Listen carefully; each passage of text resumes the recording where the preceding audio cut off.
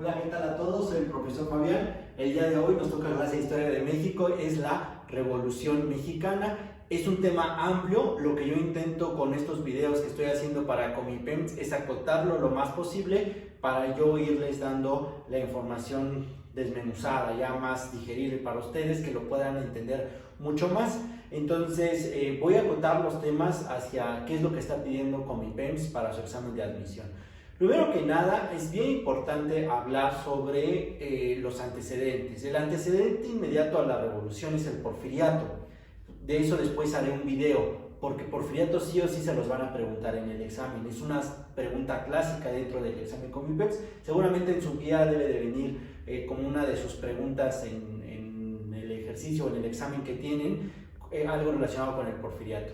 Entonces, ¿qué es lo que estaba pasando? Porfirio Díaz llevaba alrededor de 30 años en el poder y había prometido no participar en las elecciones, tenía un gobierno autoritario, tenía un gobierno en el cual había mucha represión de prensa, represión a los obreros, ¿no? Yo voy a después hacer este análisis y participa en las elecciones de 1910 y no conforme con ello va a ser un fraude electoral.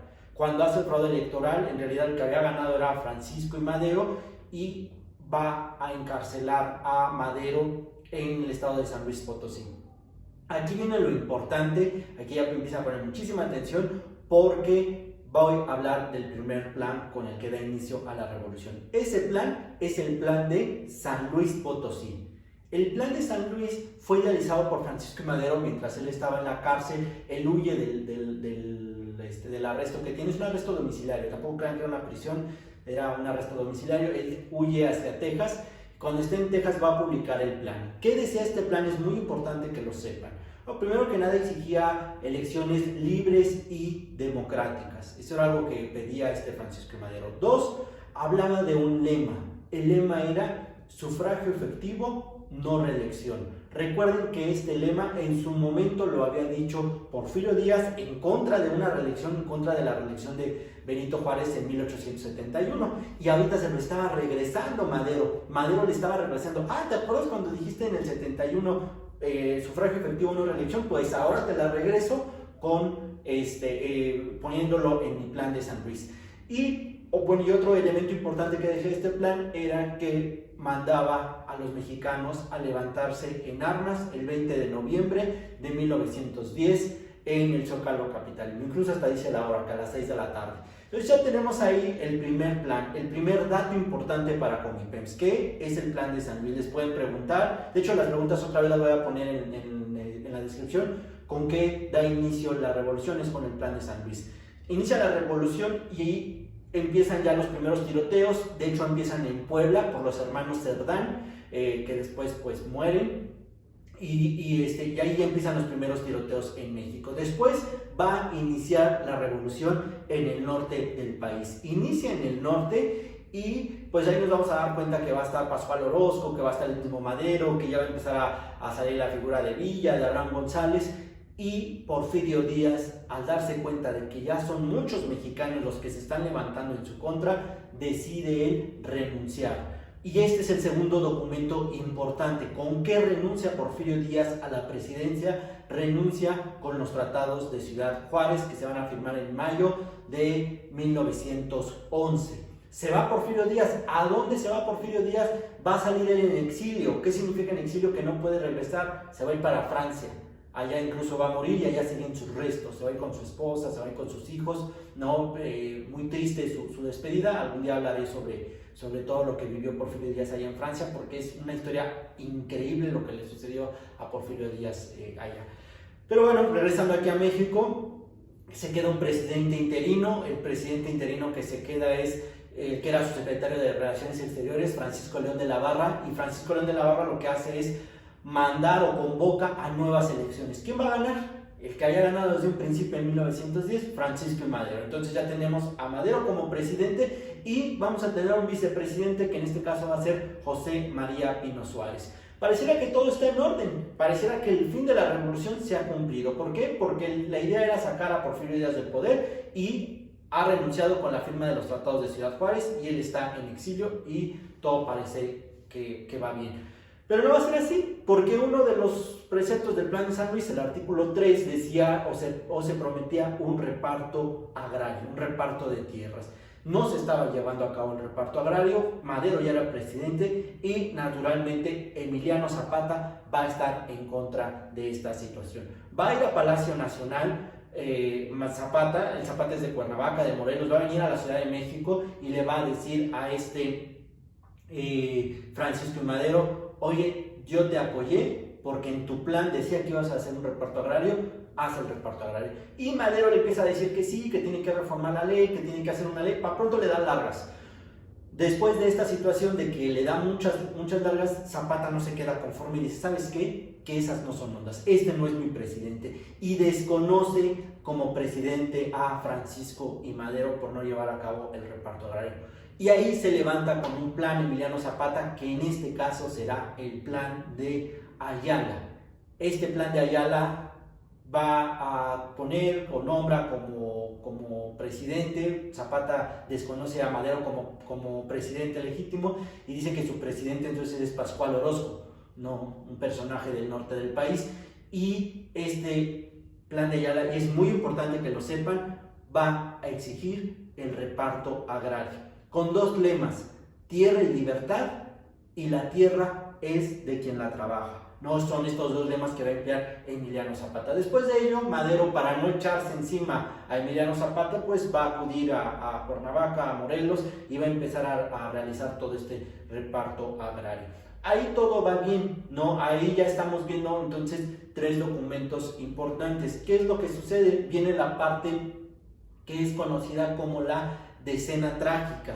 ¿Qué es la decena trágica? Son 10 días de intenso tiroteo en la Ciudad de México, en el mes de febrero de 1913. ¿Por qué se dan estos 10 días de intenso tiroteo? Porque el secretario de guerra, que era Victoriano Huerta, era el secretario de defensa de Madero, va a ponerse en su contra, va a dar un golpe de estado. Esto debido a que tiene una cercanía, una estrecha relación con el embajador de los Estados Unidos, Henry Lane Wilson, y ellos van a firmar un plan o un pacto que es conocido como el Pacto de la Embajada o Plan de la Embajada.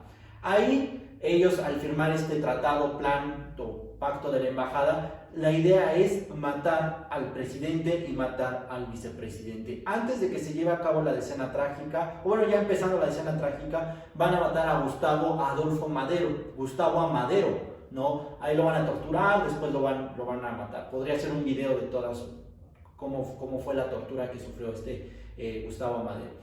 Entonces ahí ya empieza la decena trágica, hay muchos muertos, hay un tiroteo en Palacio Nacional, afuera del Palacio Nacional, que por ahí está pasando ahorita la imagen.